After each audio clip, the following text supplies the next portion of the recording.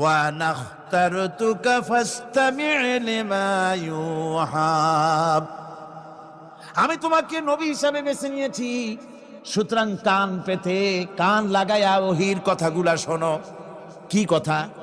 ইন্নানি আনাল্লাহ লা ইলাহা ইল্লা আনা, ওহির কথাগুলি কান পেতে শোনো, নিশ্চয়ই আমি আল্লাহ, আমি ছাড়া কোনো ইলাহ নাই। ফা'বুদনি ওয়া আকিমিস সালাতা লিযিকরি, অতএব আমার গোলামি করো, আমার দাসত্ব করো, আমার আনুগত্য করো, আর আমার শরণার্থে নামাজ কায়েম করো, নামাজ প্রতিষ্ঠা করো। মুসলমানদের জীবনে সর্বশ্রেষ্ঠ ইবাদত কোনটি? চিল্লায় কোনটি? আহা, এই নামাজ সর্বশ্রেষ্ঠ ইবাদত। যে নামাজ, সেই নামাজ আমার দেশের মুসলমানেরা ট্রেনে দেখবেন, ট্রেনে যখন যান দেখবেন নামাজের রক্ত হলে কয়টা মুসলমানের নামাজ পড়ে। লঞ্চে যান, স্টিমারে যান, দেখবেন কয়জনে নামাজ পড়ে। বাজার ঘাটে যান, দেখবেন কয়জনে নামাজ পড়ে। নামাজ নাই, নামাজ নাই। লা দীনা লিমান লা সালাতা লাহু, যে ব্যক্তি নামাজ পড়ে না তার কাছে ধর্ম নাই, ঈমান নাই, কিচ্ছু নাই। যে ব্যক্তি ইচ্ছে করে, মান তারাকা সালাতান মুতাআম্মিদান ফাকাদ কাফারা, যে ব্যক্তি ইচ্ছে করে নামাজ ছেড়ে দিল সে কাফের হয়ে গেল। জোরে বলেন কি হয়ে গেল? সে কুফরি করল। আল্লাহ নবী বলেছেন,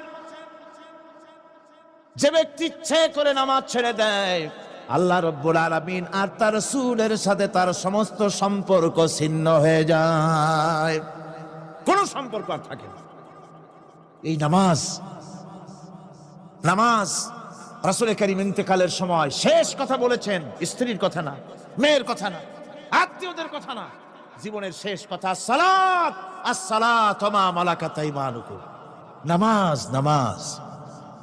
আমার বন্ধুগণ, জীবনের শেষ নামাজটি আল্লাহর নবী মসজিদে নববীতে যেতে পারেন নাই, যেতে পারছেন না, হাঁটতে পারেন না। দুইজন সাহাবীর কাঁধের উপরে ভর করে কষ্ট করে তিনি পৌঁছেছেন, বক্তব্য রাখলেন, ও আমার সাহাবীরা, আল্লাহ রাব্বুল আলামিন এই জমিনে তার এক বান্দাকে জাগতিক সব সম্পদ দিয়েছিলেন। সেই বান্দা জাগতিক সমস্ত সম্পদকে উপেক্ষা করে এক আল্লাহর সঙ্গে দেখা করার জন্য প্রস্তুতি নিয়েছেন। কথার অর্থ কেউ কিছু বুঝতো না। হযরত আবু বকর রাদিয়াল্লাহু তাআলা আনহু কাঁদতে কাঁদতে বেখতার হয়ে যাচ্ছেন, কাঁদতে কাঁদতে পাগলের মতো হয়ে যাচ্ছেন। সাহাবীরা মনে চিন্তা করলেন, আবু বকর বুড়ো মানুষ, এত কাঁদে কেন? হুজুর কার না কার কথা বললেন? জ্ঞান বৃদ্ধ, বয়োবৃদ্ধ হযরত আবু বকর বুঝতে পেরেছেন তামাম পৃথিবীর জাগতিক সম্পদ আল্লাহ দিতে চেয়েছেন তার হাবিবকে।